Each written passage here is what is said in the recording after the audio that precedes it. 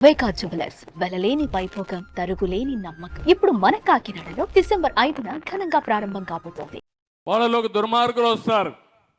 అలాంటిది రాష్ట్రంలో గంజాయి రాజధానిగా విశాఖపట్నాన్ని చేసి ఎక్కడ చూసినా పంట పండించే పరిస్థితికి వచ్చారు. 5 ఏళ్లుగా ఒక్కసారి కూడా యాక్షన్ తీసుకోలేదు. పోరాడితే కేసులు పెట్టారు.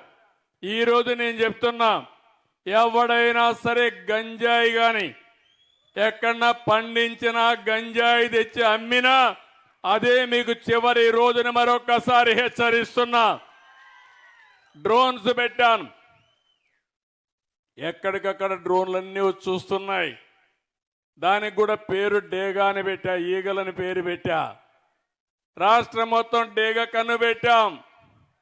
ఎవరైనా సరే గంజాయి పండించినా గంజాయి అమ్మినా మత్తు పదార్థాలు అమ్మినా కబద్దార్ జాగ్రత్తగా ఉండమని మరొక్కసారి ఆంజనేయ స్వామి సాక్షిగా హెచ్చరిస్తున్నా.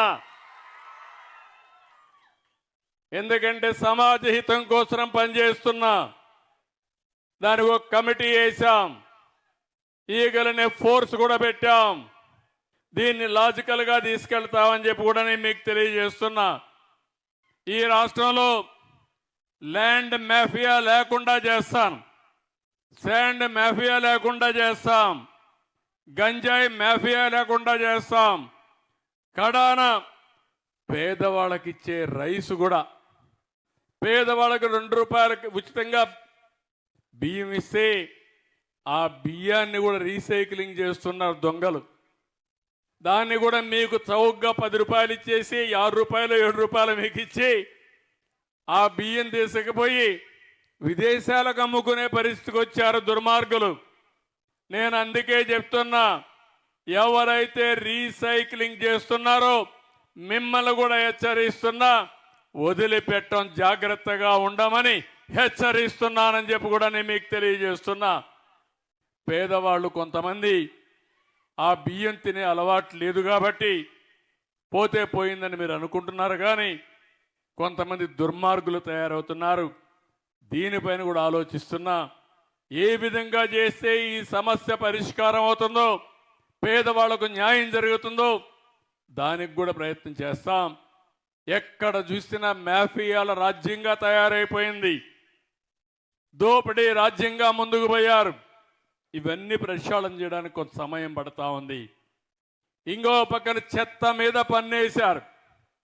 83 లక్షల మెట్రిక్ టన్నులు చెత్తంతా పేరకపోయింది. గ్రామాల్లో మీరు చూస్తే ఎక్కడికక్కడ చెత్తంతా రోడ్డు మీద వేసే పరిస్థితికి వచ్చారు.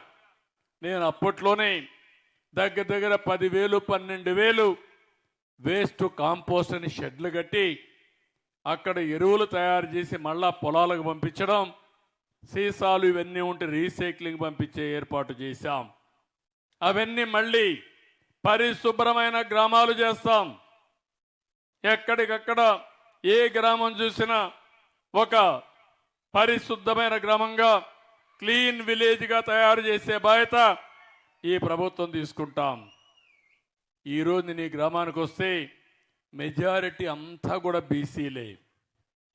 ఎప్పుడు బీసీలంటే తెలుగుదేశం పార్టీ. ఇప్పుడే కాదు, మొట్టమొదటి నుంచి కూడా ఎన్టీ రామారావు గారు పార్టీ పెట్టినప్పటి నుంచి పార్టీని ఆదరించింది ఇక్కడుండే బీసీలే. అందుకే నేను ఎన్నికల్లో కూడా చెప్పాను, బీసీలకు న్యాయం చేసే బాధ్యత తీసుకుంటామని చెప్పాం. చేతి వృత్తులున్నాయి, కుల వృత్తులున్నాయి, వ్యవసాయ పనులున్నాయి.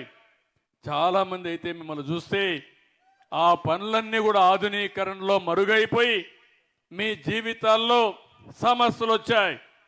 అందుకే మళ్ళీ మీకు న్యాయం చేసే బాధ్యత తీసుకుంటాం.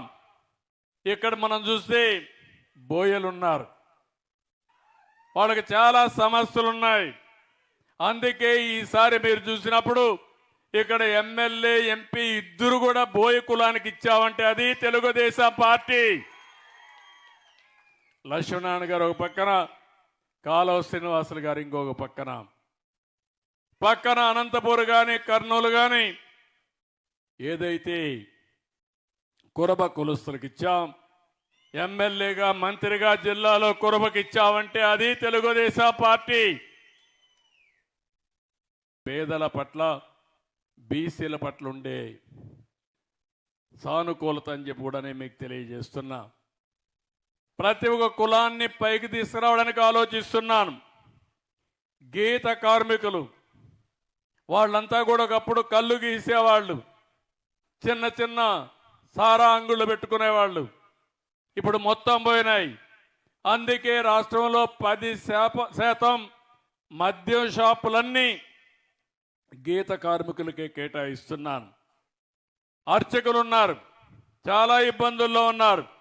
అందుకే అర్చకులందరికీ 10,000 రూపాయల నుంచి 15,000 రూపాయలు జీతాలు పెంచాం. దేవాలయాల్లో నాయి బ్రాహ్మణులు పనిచేస్తారు, వాళ్ళకు 15,000 వచ్చేది, అది 25,000 రూపాయలు చేశాను.